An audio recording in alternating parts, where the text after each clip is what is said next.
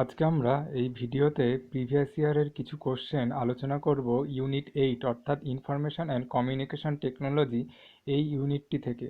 অর্থাৎ বিগত দিনগুলোতে ইউজিসি নেটের পেপার 1-এ যে সমস্ত প্রশ্নগুলো এসেছিল ইউনিট 8 থেকে, সেইগুলো সম্পর্কে আজকে আমরা কিছু কিছু আলোচনা করব। চলো দেখে নিই। প্রথমে যে প্রশ্নটি আছে 1 নম্বরে দেখতে পাচ্ছ, which piece of computer hardware is known as the brain of the computer and is responsible for processing instruction. তাহলে এইটা থেকে আমরা বুঝতে পারছি যে কম্পিউটারের ব্রেইন অর্থাৎ মস্তিষ্ক বলা হয় কোন ইউনিটকে, এবং যেটা কম্পিউটারের সমস্ত কাজ প্রসেসিংয়ের জন্য রেসপন্সিবল। তাহলে আমরা সহজেই জানি যে কম্পিউটারের সমস্ত কাজ সম্পন্ন করে অর্থাৎ প্রসেসিং করে সেন্ট্রাল প্রসেসিং ইউনিট, এবং এই সেন্ট্রাল প্রসেসিং ইউনিটকেই কম্পিউটারের ব্রেইন বলা হয়। অর্থাৎ আমাদের এক্ষেত্রে সঠিক উত্তর হবে অপশান সি, সিপিইউ। সিপিইউর ফুল ফর্ম হলো সেন্ট্রাল প্রসেসিং ইউনিট। একে আমরা জানি কম্পিউটারের ব্রেইন বলা হয়।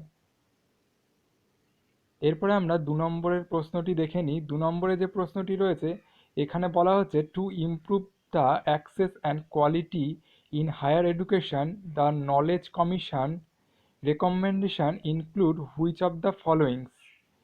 এর মধ্যে অনেকগুলো রেকমেন্ডেশনের কথা বলা হয়েছে 1, 2, 3 করে। যেগুলো নলেজ কমিশন বলেছিল তার মধ্যে কোনগুলো নলেজ কমিশন বলেছিল সেগুলো আমাদের চিহ্নিত করতে হবে। একে একে দেখে নিই রেকমেন্ডেশনগুলোর কথা কি কি বলা আছে।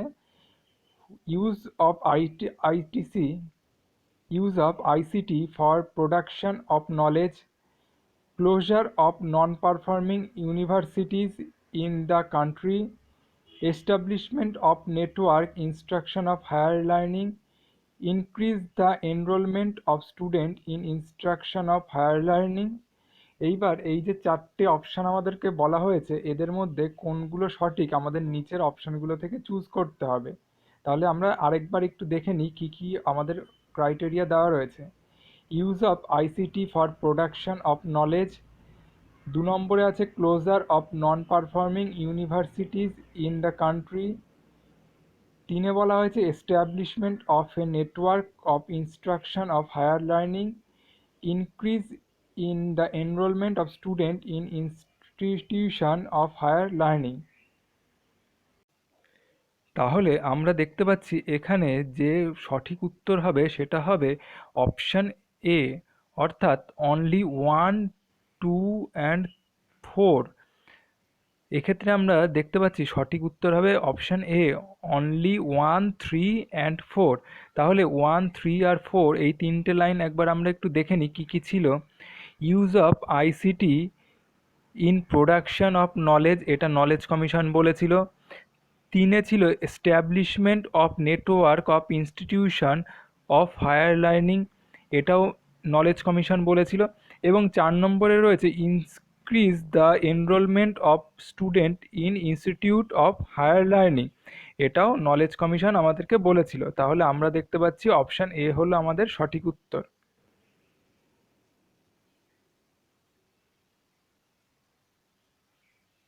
এরপরে নাম্বার 6, এই প্রশ্নে দেখো কি বলা আছে। Computer data files that are include with an email message are often referred to as. কম্পিউটারে আমরা যদি কোনো কিছু সেন্ড করতে চাই এবং সেটা আমরা যার সাথে অ্যাটাচ করে পাঠাই তাকে আমরা কি বলি। দেখো আমার বলার মধ্যেই উত্তরটা লুকিয়ে আছে। কম্পিউটারে যদি তুমি কাউকে একটা কোনো ফাইল পাঠাতে চাও ইমেলের মাধ্যমে, তাহলে ইমেলের সাথে তুমি সেটাকে যোগ করে দাও, তাহলে সেটাকে আমরা কি বলি? সেটাকে আমরা বলি অ্যাটাচমেন্ট। অর্থাৎ সঠিক উত্তর হবে অপশান ডি, অ্যাটাচমেন্ট।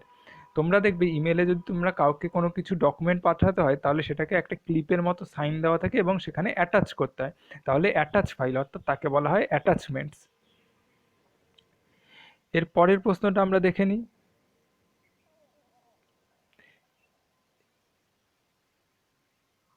এবার আমরা যে প্রশ্নটি দেখব সেটি হলো জুলাই 2018-তে এসেছিল।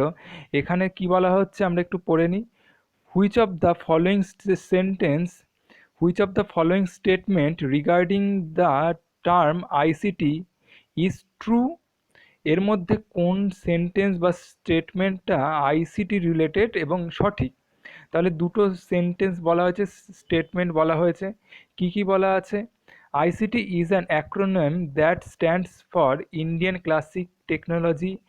আমরা জানি আইসিটির ফুল ফর্ম হলো ইনফরমেশন অ্যান্ড কমিউনিকেশন টেকনোলজি। তাহলে এখানে যেটা দেওয়া আছে ইন্ডিয়ান ক্লাসিক্যাল টেকনোলজি, এটা একদমই ভুল।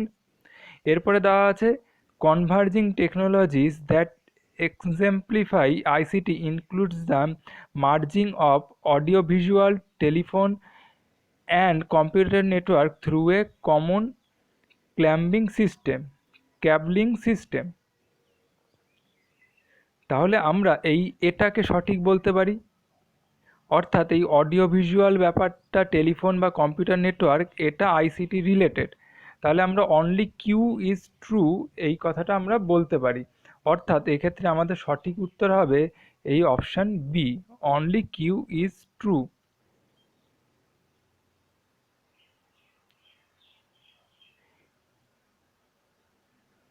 নেক্সট কোশ্চেন আমরা দেখে নিই। A new laptop has been produce that weightless is smaller and use less power that previous laptop models. কি বলতে চাইছে আরেকবার একটু ভালো করে বুঝে নিই। একটা নতুন ল্যাপটপ যেটা ওয়েট কম, স্মলার এবং কম পাওয়ার লাগে, অর্থাৎ কম ইলেকট্রিসিটি লাগে, কার তুলনায়? আগেরকার ল্যাপটপের যে মডেলগুলো পাওয়া যেত তাদের তুলনায়। এর কারণ কি হতে পারে? Which of the following technology has been use to accomplish this.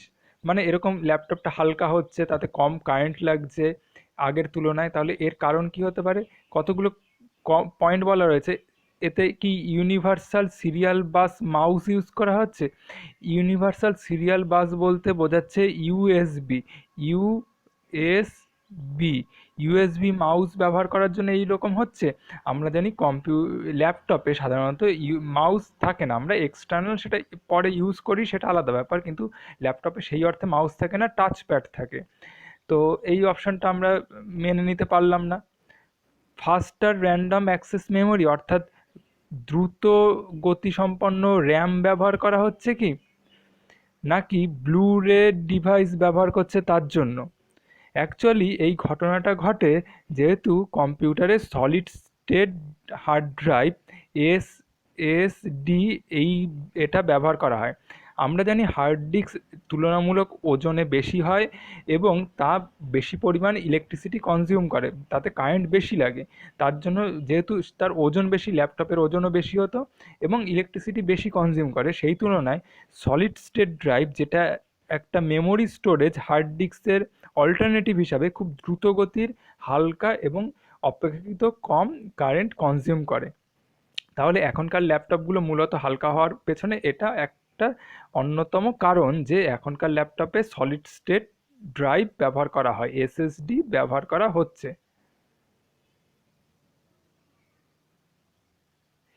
এরপরে যে প্রশ্নটি রয়েছে এটা একটা ইমেল সংক্রান্ত প্রশ্ন। দেখা যাক এই প্রশ্নটা আমাদের কি বলছে। Given the following fields which of the mail addresses will Swami be able to see when he received the message। অর্থাৎ স্বামীকে এইখানে দেখো, ভালো করে বোঝার চেষ্টা করো। এখানে টু মানে যাকে মেসেজটা পাঠানো হচ্ছে তাকে আমরা টু দিয়ে বোঝাচ্ছি। এইবার কাকে পাঠানো হচ্ছে? রাম একে পাঠানো হয়েছে মেসেজটা, ইমেল, এবং তার একটা কার্বন কপি, সিসি মানে কার্বন কপি পাঠানো হয়েছে রাজ আর রবিকেও একটা কার্বন কপি পাঠানো হয়েছে। মানে একই মেসেজ রামকে যেটা পাঠানো হয়েছে সেটা রাজকেও পাঠানো হয়েছে, রবিকেও পাঠানো হয়েছে। কিন্তু সেই মেসেজটাই বিসিসি ফিল্ডে ব্লাইন্ড কার্বন কপি, বিসিসির full form blind carbon copy, পাঠানো হয়েছে স্বামীকে আর রামাকে।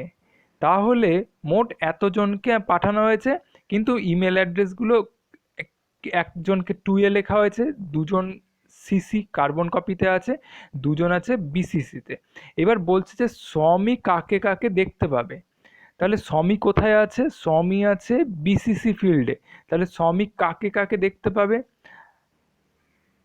এখানে অপশানগুলোর মধ্যে দেওয়া হয়েছে যে স্বামী রামকে দেখতে পাবে এবং রমাকে দেখতে পাবে, কিন্তু আবার দেখা যাচ্ছে যে স্বামী রাম, রমা, রাজ, রাবি সবাইকে দেখতে পাবে।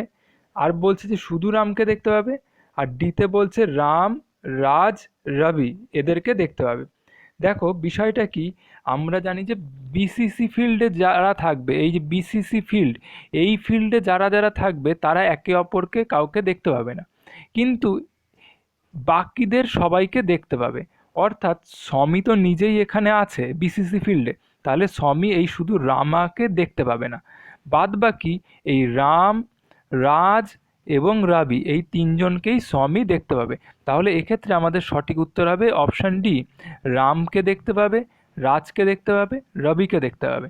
আমরা এই ধরনের প্রশ্নের ক্ষেত্রে একটা জিনিস মনে রাখবো যে বিসিসি ফিল্ডে যারা থাকবে, এই BCC field blind carbon copy, এই ফিল্ডে যারা যারা থাকবে তারা একে অপরকে দেখতে পাবে না, কিন্তু তারা প্রত্যেকেই এই টু ফিল্ডে যারা থাকবে বা সিসি ফিল্ডে যারা থাকবে তাদেরকে প্রত্যেককেই দেখতে পাবে। এবার আমরা চলে যাই পরের প্রশ্ন কি আছে একটু দেখে নিই। পরের প্রশ্ন যেটা রয়েছে যে put the following units of storage into the correct order, starting with the smallest unit first and going down to the largest unit। অর্থাৎ ছোট থেকে বড় আমাদেরকে সাজাতে বলছে। এখানে কম্পিউটারের মেমোরি সংক্রান্ত বিভিন্ন ইউনিট বলা হয়েছে এবং সব থেকে ছোট ইউনিট কোনটা সেটা প্রথমে রাখতে হবে এবং পরে বড়গুলোতে যেতে হবে। এবার আমরা জানি কম্পিউটার বাইনারি ল্যাঙ্গুয়েজ বোঝে, অর্থাৎ 1 আর 0 এগুলোকে আমরা বলি বিট। তাহলে স্বাভাবিকভাবে এই বিট হলো সব থেকে ছোট, তাহলে বিটকে আমরা 1 নম্বরে রাখবো, অর্থাৎ বিট হলো প্রথমে রাখবো।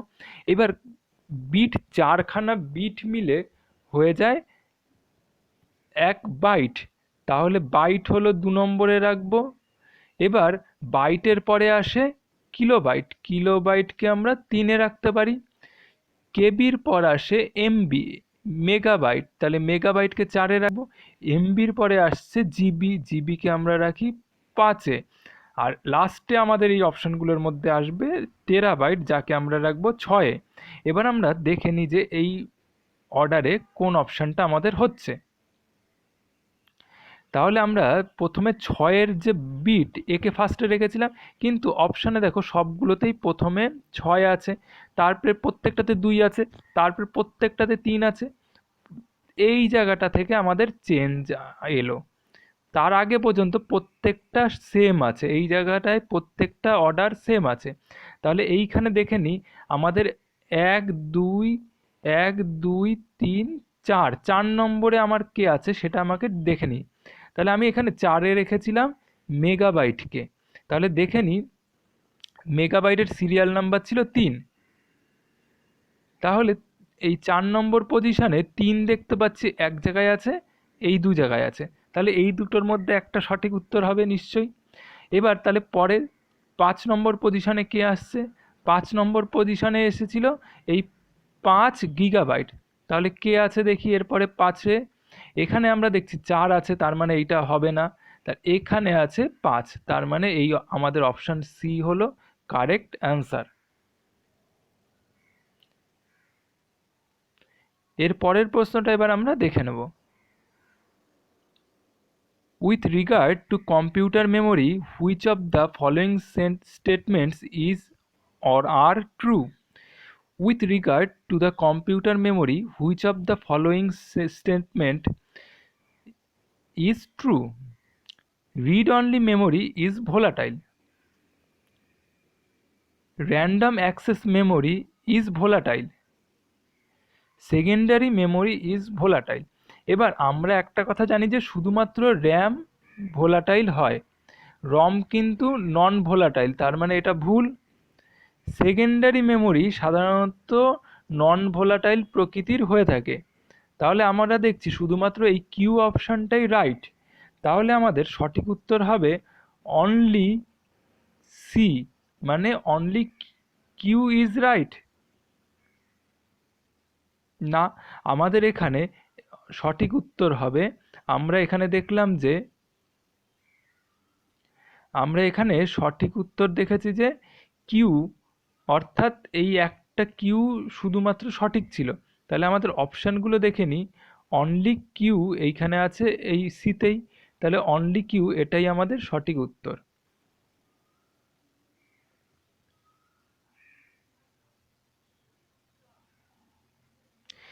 In the context of email, what is spam?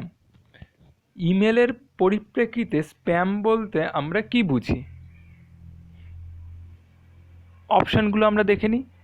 The act of overloading an email server by using denial of server attack, email messages that are infected with virus, a large quantity of messages that do not reach the recipient, unsolicited advertising sent to a large number of recipients। তাহলে আমরা spam বলতে এর মধ্যে কোনটা বুঝি? এখানে আরেকবার একটু অপশনগুলো দেখে নিই। বলছে যে the act of overloading an email server by using denial of service attack, এটা স্প্যাম না। Email message that are infected with virus, এটাও ঠিক স্প্যাম না। স্প্যাম বলতে বোঝায় actually unsolicited advertising sent to a large number of recipient, অর্থাৎ যখন একই ইমেল কোনো বিজ্ঞাপন সমেত একসাথে অনেক জনকে সেন্ড করা হয়, তখন সেটা ইমেলের স্প্যাম ফোল্ডারে সেটা চলে যায় এবং স্প্যাম বলে গণ্য হয়। তাহলে এক্ষেত্রে আমরা মনে রাখবো স্প্যাম বলতে কম্পিউটারে ইমেলের ভাষায় বোঝায় যে অবাঞ্ছিত কোনো অ্যাডভার্টাইজমেন্ট যেগুলো একসাথে অনেকের কাছে সেন্ড করা হয়। হতে পারে সেটা ভাইরাস আছে বা ভাইরাস আছে কি না নেই সেটা পরের বিষয়, কিন্তু সেটা মূলত লার্জ নাম্বার অফ রেসিপিয়েন্টের কাছে সেন্ড করা হয়েছিল, তার পরিপ্রেক্ষিতে তাকে স্প্যাম বলে আলাদা করে গণ্য করা হয়েছে। এটাই ইমেলের ভাষায় spam.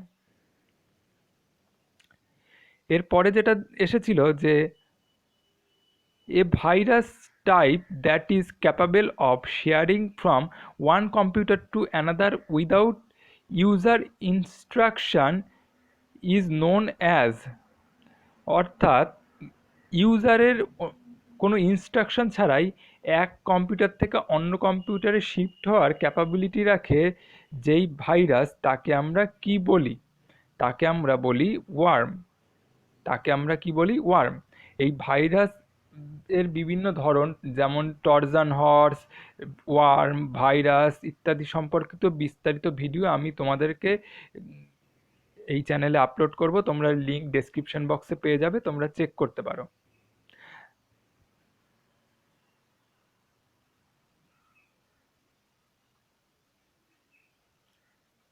Which of the following domains is used for profit business? আমরা বিভিন্ন ওয়েবসাইটে যখন ঢুকি তখন দেখি যে .com আছে, .net আছে, .edu আছে, .com আছে, .in আছে ইত্যাদি, এরকম অনেক কিছু দেখি। তাহলে আমাদের বলা হচ্ছে যে প্রফিটযুক্ত বিজনেসের ক্ষেত্রে আমরা কোন ডোমেইন ব্যবহার করব। এক্ষেত্রে আমরা মনে রাখবো প্রফিট মানে কমার্শিয়াল বিজনেস, সেক্ষেত্রে আমরা .com এইটা ব্যবহার করে থাকি।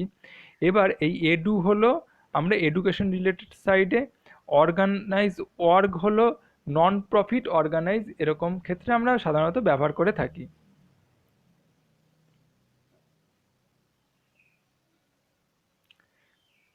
What is the full form of USB as used in computer related activities? অর্থাৎ একটু আগে একটা প্রশ্নে আমরা দেখেছিলাম ইউএসবির ফুল ফর্ম সেখানে লেখা ছিল অন্য একটা রিলেটেড প্রশ্নে, এখানে ইউএসবির ফুল ফর্ম জানতে চেয়েছে। দেখো একই রকম অনেকগুলো দিয়ে রেখেছে, তার মধ্যে থেকে আমাদের সঠিকটা চিহ্নিত করতে হবে। এক্ষেত্রে আমি বলে দিই সঠিক উত্তর হবে ইউনিভার্সাল সিরিয়াল বাস, অর্থাৎ অপশান সি হলো এক্ষেত্রে আমাদের সঠিক উত্তর, ইউনিভার্সাল সিরিয়াল বাস। আমরা এগুলো সবই প্রিভিয়াস ইয়ার প্রশ্ন থেকে আলোচনা করছি, অর্থাৎ এই সমস্ত টপিকগুলোই ইম্পর্টেন্ট। তোমরা এই টপিকগুলো অবশ্যই বই থেকে পড়বে এবং এই ভিডিওটি সম্পূর্ণ দেখো। ভালো লাগলে লাইক শেয়ার করতে কিন্তু ভুলবে না। চ্যানেলটিতে যদি তোমরা নতুন হয়ে থাকো তাহলে অবশ্যই সাবস্ক্রাইব করে বেল আইকন প্রেস করে রাখো পরবর্তী ভিডিওগুলো নিয়মিত পাওয়ার জন্য। আমরা এই ধরনের বিভিন্ন টপিক নিয়ে ভিডিও আপলোড করি যেগুলো সম্পূর্ণ বাংলায় বলা হয়। তাহলে আমরা এবার পরের প্রশ্নটি একটু দেখে নিই। Which of the following represent billions of characters? Billions of characters K represent করে? দেখো, একটা ক্যারেক্টার 1 বা 0, এগুলো মানে 1 বিট। এরকম কতগুলো বিটে 1 বাইট হয়? এবং আমরা জানি যে 8 বিটে 1 বাইট হয়। তারপরে কত বাইটে 1 কেবি হয়? 1024 বাইটে 1 কেবি হয়। তাহলে 1 কেবি মানে জানি 1024 বাইট। এইরকম 1024কে আরও 1024 দিয়ে যদি গুণ করো, তাহলে সেক্ষেত্রে আমরা যেটা পাবো সেটা হলো কেবির পরে এমবি। এইভাবে করতে করতে আমরা কখন বিলিয়নস অফ ক্যারেক্টার পাবো, অর্থাৎ এই সংখ্যাটা যে বাইনারি ডিজিট 1 0 1 0 এরকম বিলিয়নস অফ 10 ক্যারেক্টার পাবো। তার উত্তর হবে, আমাদের সঠিক উত্তর হবে অপশান ডি, গিগাবাইট। এইবার গিগাবাইট কেন হচ্ছে, এইটার উত্তর তোমরা যদি সঠিক পেতে চাও তাহলে তোমরা একটু নিজেরা গুণ করে দেখো। আমি তোমাদের একটা হিন্টস দিচ্ছি। আমরা একটু আগে বললাম যে 1 কেবি মানে হলো 1024 বাইট। এবার আমরা 1024 বাইট মানে আমরা বলতে পারি যে একে যদি 8 দিয়ে গুণ করি, তাহলে 1024কে 8 দিয়ে গুণ করলে ততগুলো ক্যারেক্টার হবে 1 কেবিতে। এইবার 1 কেবির পরে তাহলে সেটা তো বিলিয়নস হলো না, সেটা হাজারে রইল, 8000 সামথিং কিছু হবে 1 কেবি মানে। কিন্তু আমাদের চাইছে বিলিয়ন। তাহলে 1 কেবির পর আমরা 1 এমবিতে যাওয়া মানে এই 8024 যেটা বেরোচ্ছে তাকে আমরা আবার 1024 দিয়ে গুণ করব। তাতেও আমরা দেখব যে বিলিয়নে হচ্ছে না। কিন্তু পরে এমবি থেকে যদি জিবিতে যাই, তাহলে সেক্ষেত্রে আরও 1024 দিয়ে যখনই আমরা গুণ করব দেখব যে এই ক্যারেক্টারটা অর্থাৎ বিলিয়নস ক্যারেক্টার আমরা পেয়ে যাব। তোমরা এই গুণ করে সংখ্যাগুলো গুণে দেখো কতগুলো হচ্ছে।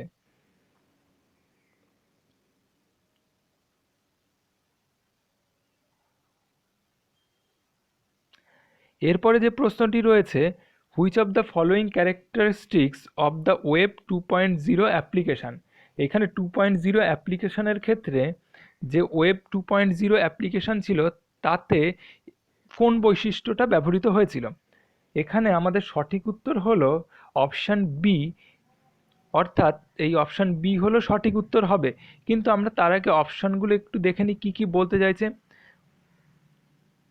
অপশান বিতে বলেছে যে web 2.0 application are focused on the ability for people to collaborate and share information online.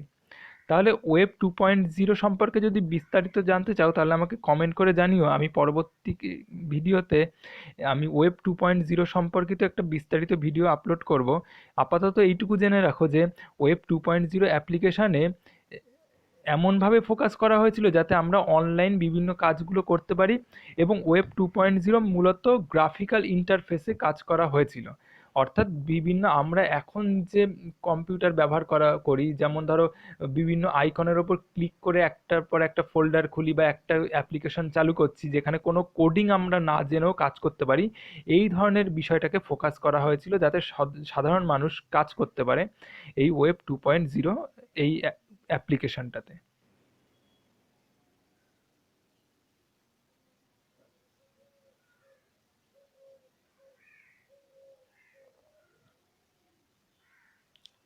এরপরে 23 নম্বর প্রশ্নটি একবার দেখে নিই। With regard to the word processing software, the process of combining static information in a publication together with variable information in a data source to create one merged publication is called। আরেকবার একটু ভালো করে পড়ি, বোঝার চেষ্টা করো। With regard to word processing software, আমাদের পুরোটা ওয়ার্ড প্রসেসিং সফটওয়্যার রিলেটেড। যেমন ধরো Microsoft Word. The process of combining static information in a publication together with variable information in a data source to create one merged publication. মানে বলতে চাইছে যে variable আর static স্থির স্থির এবং চলমান ইনফরমেশনকে একসাথে করে পাবলিশ করাকে আমরা কি বলবো? এক্ষেত্রে আমাদের সঠিক উত্তর হবে অপশান সি, মেইল মার্জ। আমাদের সঠিক উত্তর হবে মেইল মার্জ। তোমরা মনে রাখবে যে এই ধরনের ঘটনাকে বলা হয় মেইল মার্জ, যেখানে স্ট্যাটিক ইনফরমেশন আর ভ্যারিয়েবল ইনফরমেশন একসাথে মার্জ করে পাবলিকেশন করার অপশান থাকে।